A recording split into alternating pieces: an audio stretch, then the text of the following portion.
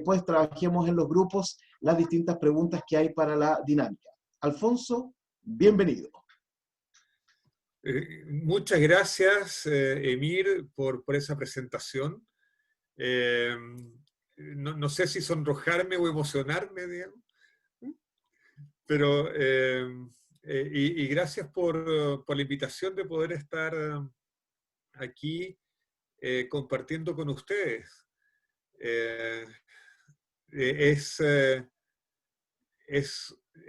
un instante bien especial porque vamos a tener, por muchas cosas. Primero porque estoy en una etapa difícil, estoy en la etapa en que yo tengo que reconocer que no soy joven y me gustaría seguir siéndolo.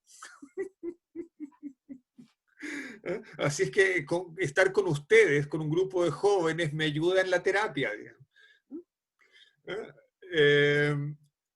Y por otro lado, vamos a tener la oportunidad de conversar sobre el tema de ciencia y fe, que para mí fue o sea, para mí es un tema muy importante y fue muy conflictivo por mucho tiempo. Y a mí me hubiese encantado haber tenido a alguien con quien conversarlo. Y bueno, en realidad no preparé ninguna presentación, nada. Lo que quiero hacer es contarles muy brevemente cuál ha sido mi contexto de reflexión en esto de, de ciencia y fe. Y sobre todo quiero conversar con ustedes. Me encantaría que hubiese preguntas. En el video de invitación, ¿no es cierto? Les pedí que prepararan preguntas. Y me encantaría conversar en base a las preguntas de ustedes. Entonces, les cuento un poco. Si yo me hubiese atrevido a contestar la pregunta de Alexis, yo hubiese dicho que mi relación con Dios es conflictiva. Es conflictiva por muchos motivos. Porque Dios me atrae mucho. Realmente agradezco que alguna vez Dios me haya llamado a seguirlo. Y por otro lado, cuando veo el mundo, hay tantas cosas que me invitan a no creer. Y una de esas cosas es cuando observo la naturaleza y parece que la naturaleza funciona sin Dios. Y uno lee los libros de Hawking, por ejemplo, de Stephen Hawking, y Hawking habla de Dios como una ilusión, y eso me lleva de repente a cuestionar mi fe y a decirme a mí mismo, bueno, ¿estoy entregándome a una ilusión o realmente hay un sustento más profundo para mi fe? Y eso me ha llevado a conflictos, ¿no? Y gracias a Dios, Dios siempre se encarga de perseguirme y mostrarme que Él realmente está presente en este mundo, ¿no? Por otro lado, yo tengo una experiencia que es un poco distinta a las de ustedes. Yo volví al cristianismo luego de haber intentado ser ateo durante mi adolescencia. Volví al cristianismo. A ver, mis orígenes son católicos, ¿no? De hecho, fui sacristán en la Catedral de Osorno. Pero luego me alejé del cristianismo, me alejé del catolicismo en particular, y retorné al cristianismo con 23 años. O sea, con hartos más años que la mayoría de ustedes, digamos. Y volví al cristianismo como adventista del séptimo día. Y la iglesia adventista, que tiene muchas cosas lindas, como la tiene la iglesia luterana, y de hecho, para mi familia, hasta la generación de mi abuelo, eran todos luteranos. Yo soy el primer hereje de la familia. Y la iglesia adventista, como la iglesia luterana, tiene muchas cosas lindas, pero la iglesia adventista tiene una dificultad para mí, y es que es estrictamente creacionista. Entonces, además, mi cristianismo se ha desarrollado en un medio que a veces es un poco hostil a la ciencia. Entonces, por eso digo que en mi relación con Dios, en mi relación con la fe, ha habido elementos de conflicto. Y eso lo he ido superando de a poco, dándome cuenta que la Biblia, fíjate, nos muestra un Dios que es al mismo tiempo cercano y escondido. Y he aprendido que la Biblia, sobre todo en los primeros capítulos, para hacerle justicia, no debe ser interpretada de manera literal, sino que de manera mucho más abierta, y que cuando uno lee la Biblia de una manera mucho más abierta, no solo desaparece el tema de aparente conflicto entre ciencia y religión, sino que se complementan y se armonizan de una manera muy rica. Sobre todo cuando uno se da cuenta que la ciencia y la fe responden a preguntas distintas, a preguntas diferentes. La ciencia me va a decir exactamente cómo funciona el universo, cosa que la Biblia, por lo menos en la lectura superficial, no entra en detalles. Pero la Biblia me va a decir cuál es mi papel en este mundo, qué sentido tiene mi vida, cosa que la ciencia jamás va a poder explicar. Pero bueno, quiero saber qué opinan ustedes acerca de este tema y quisiera conversar con ustedes al respecto. Muchas gracias, Alfonso. Josefa va a leerte algunas preguntas que ya recibieron para ti, así que le voy a pedir a Josefa que active su audio y te pueda compartir. Muy bien. Si se les van ocurriendo más preguntas, las ponen por el chat y yo las voy leyendo. Ya habían preparado un par de preguntas. La primera, que tú misma habías hablado de Hawking, dice, ¿es decir, que cree en la teoría del todo y en la fe al mismo tiempo? Bueno, todavía no tenemos una teoría del todo, pero estamos en busca de ella. Y si estamos en busca de ella, es porque por lo menos creemos que pueda existir, ¿no es? Y fíjate que hay una cosa muy, muy interesante en la Biblia. En el libro de Génesis, el primer versículo del capítulo 1 dice, en el principio creó Dios el cielo y la tierra. La palabra hebrea que se usa para Dios es Elohim. Y Elohim viene de la palabra Eloah, que tiene la connotación de fuerza, de poder. Y la terminación im es un plural. Entonces, en el misticismo judío, por ejemplo, se explica que Dios en su faceta de la creación es la reunión de todas las fuerzas de la naturaleza y al mismo tiempo Dios es el que domina todas las fuerzas de la naturaleza. Así es que, y por otro lado, sabemos que Dios es uno, ¿no es cierto? Esa es la gran declaración de la fe del Antiguo Testamento, ¿no es cierto? Escucha, Israel, el Señor nuestro Dios, el Señor es uno. Entonces, por lo tanto, Dios, siendo uno, reúne todas las fuerzas de la naturaleza. Eso es exactamente, ese es el primer anuncio que existe de una idea de unificación. de que tiene que haber una teoría del todo, porque Dios es uno y Dios reúne todas las fuerzas de la naturaleza. Si Dios es uno y Dios está detrás de la naturaleza, en algún momento lo que nosotros vemos en nuestro mundo como diversidad y como cosas distintas, tienen que ser diferentes aspectos de una única realidad, de un todo, de un solo todo. Y es exactamente eso lo que está buscando la física teórica. ¿Respondí? Yo creo que sí.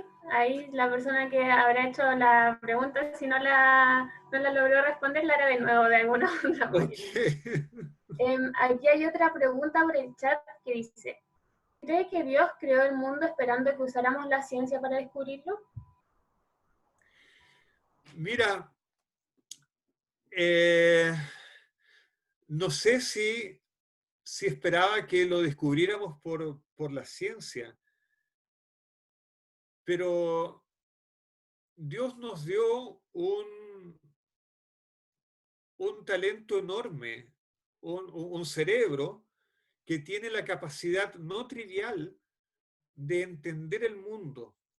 Y esa es una cuestión increíble, porque pensémoslo desde el punto de vista puramente científico y evolutivo. Nuestro cerebro evolucionó para que nosotros podamos sobrevivir. Nuestro cerebro es un cerebro de primates que se especializaba en distinguir frutas que se podían comer y frutas que no se podían comer, digamos. Y después fuimos evolucionando y aprendiendo a trabajar en equipos para cazar mamut, básicamente, digamos. Pero nada de eso garantizaba que nosotros fuésemos capaces de usar nuestro cerebro para descubrir cómo funciona la naturaleza. Eso es algo extra, que sin duda viene de Dios. Y yo creo que es muy triste pasar por este mundo sin maravillarse y sin tratar de preguntarse al menos cómo funcionan las cosas de este mundo tan increíble en el que estamos. Entonces yo creo que la capacidad de comprender la naturaleza, de conocer sus leyes y de asombrarnos con ella, yo creo que es un regalo divino. Y que Dios esperaba que nosotros disfrutáramos este mundo, digamos, que lo pasáramos bien, que nos maravillemos, que nos maravillemos con la creación. Y por otro lado, sí nos da una oportunidad de preguntarnos acerca de Dios. Porque a lo mejor viene esto en nuestras preguntas, pero cuando uno estudia las leyes de la naturaleza en su conjunto y en profundidad, uno descubre que las leyes de la física están súper bien ajustadas para permitir la vida. De hecho, tanto es así que en cosmología hoy en día, la pregunta que se hacen los cosmólogos es si el universo es natural. De tan finamente ajustadas que parecen que están las cosas. Entonces, a lo mejor sí. Yo no soy quien para saber cuáles eran los propósitos de Dios, pero a lo mejor sí, a lo mejor parte del propósito de Dios era que nosotros estudiemos la naturaleza y veamos que la naturaleza es no trivial y que reconozcamos la firma del artista.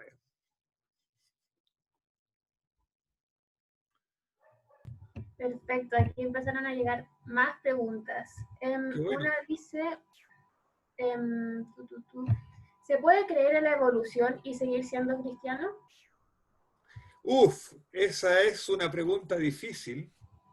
Entonces, si ustedes me prometen que no van a ir a contar esto a mi iglesia, digamos, porque la iglesia adventista en general es muy contraria a la evolución.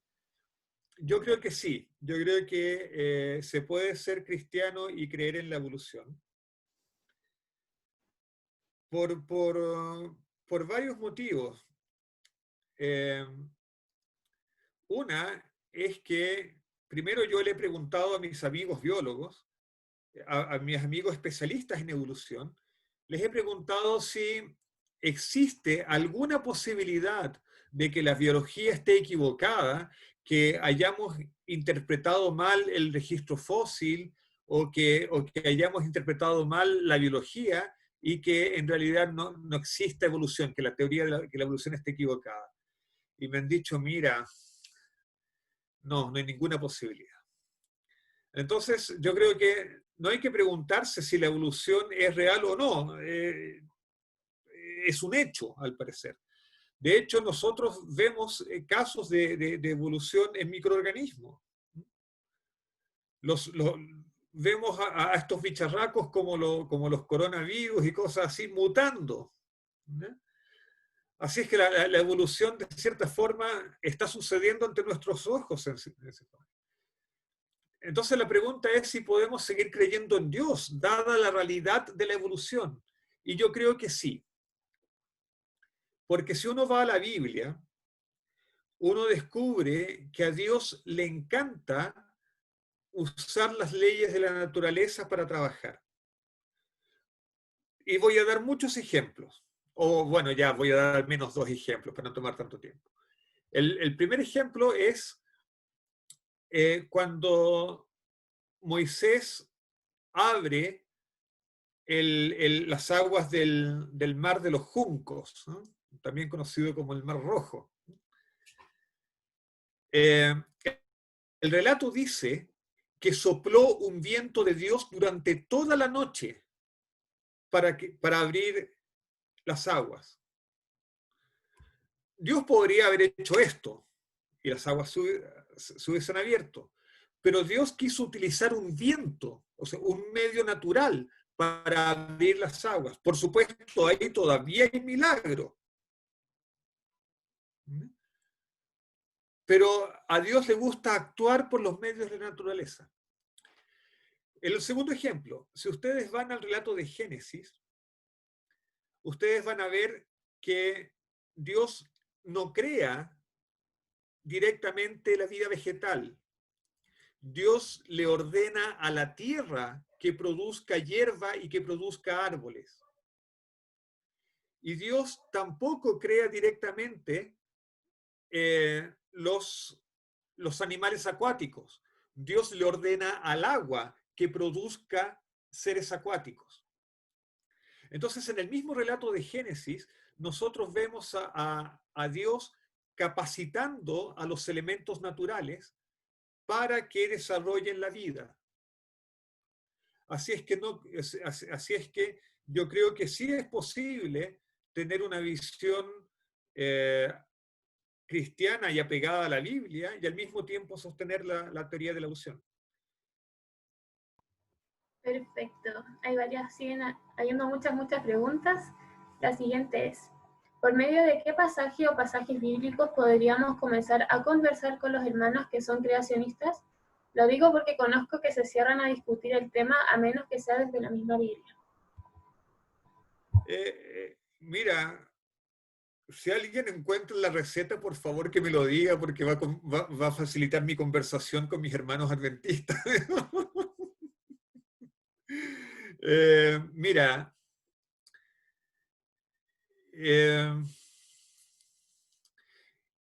yo evito tener ese tipo de discusión de evolución, creación, digamos. En general, ¿por qué alguien es creacionista? Porque alguien aprecia mucho la Biblia, pero solamente se atreve a leerla de manera literalista. Y piensa que leerla de otra manera sería traicionar la Biblia. Yo no creo que eso sea así. Y yo no sé si vale mucho la pena entrar a discutir el tema del creacionismo, excepto cuando la defensa del creacionismo trata de negar o disminuir el rol de la ciencia. Yo creo que la ciencia es fundamental en nuestra comprensión del mundo, es fundamental a la hora de preservar incluso nuestra civilización. Y lo que yo no estoy de acuerdo es tratar de presentar el creacionismo o el diseño inteligente como una posibilidad científica en paralelo o en alternativa a la ciencia oficial. Yo creo que el creacionismo y el diseño inteligente son posiciones teológicas y se pueden conversar o no en el ámbito teológico, pero no se pueden presentar como ciencia. Así es que eso es lo que puedo decir. De lo mismo que estabas hablando de la Biblia y su interpretación, sale la pregunta de, entonces podríamos decir que el Génesis se tiene que interpretar como un libro metafórico. En cierto sentido sí. Mira, yo por culpa de Emir, que me enseñó hebreo,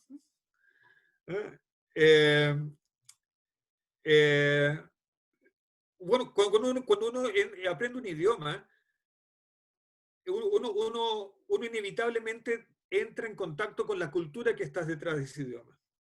Y al aprender hebreo, me preocupé también de entrar en contacto con la cultura hebrea y con lo que los judíos piensan acerca de la Biblia. Y una de las cosas que más me agrada del judaísmo es la forma como ellos leen las escrituras.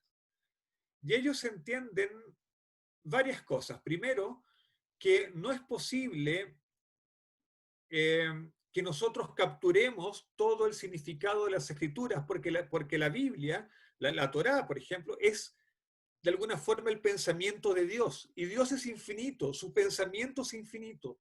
Por lo tanto, toda interpretación que nosotros hagamos de la Biblia es una interpretación parcial. Y es esperable, por lo tanto, que la Biblia tenga muchos grados de interpretación, muchas capas de interpretación. Entonces,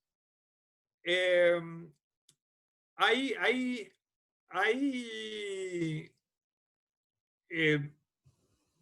trechos, se dice trecho en castellano, trecho es portugués, pero no sé. Hay trechos de la Biblia que están gritando por ser interpretadas metafóricamente o alegóricamente. Y Génesis es uno de ellos.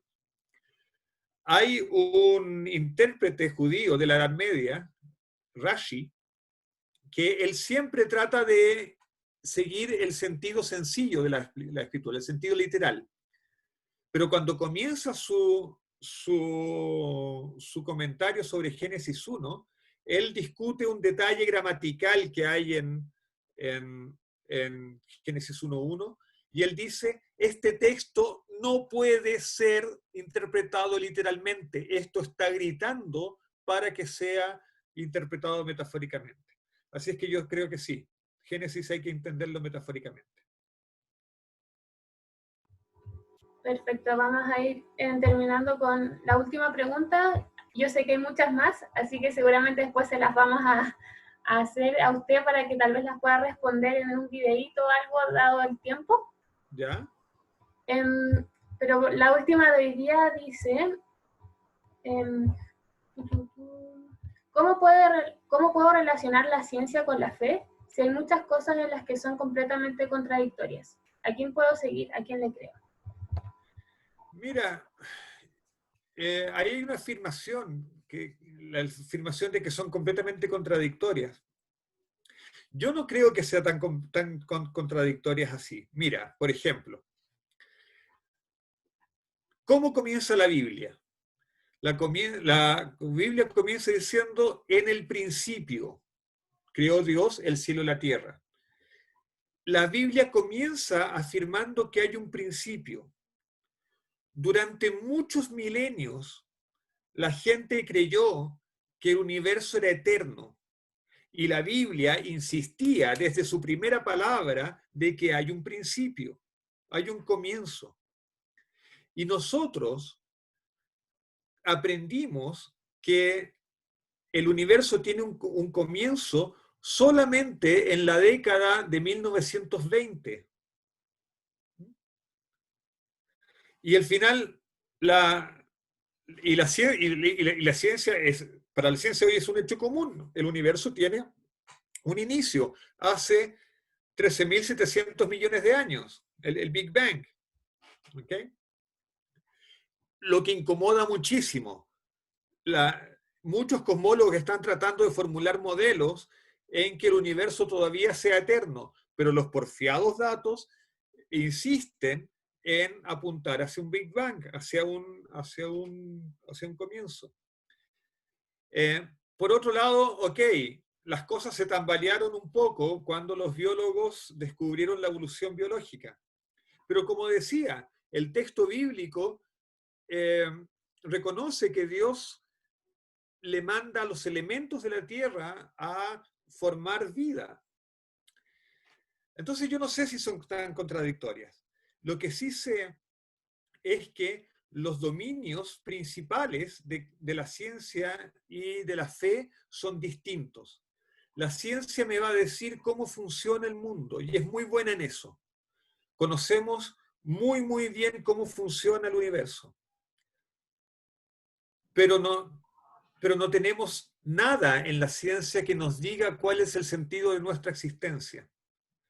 La Biblia te va a enfatizar cuál es tu lugar en este mundo, cuál es tu lugar frente a Dios, cuál es tu lugar frente a la naturaleza, cuál es tu lugar frente a los demás seres humanos. Es decir, probablemente la Biblia conteste preguntas mucho más difíciles que aquellas que contesta la ciencia. De hecho, son preguntas tan difíciles que la ciencia no tiene por dónde agarrar.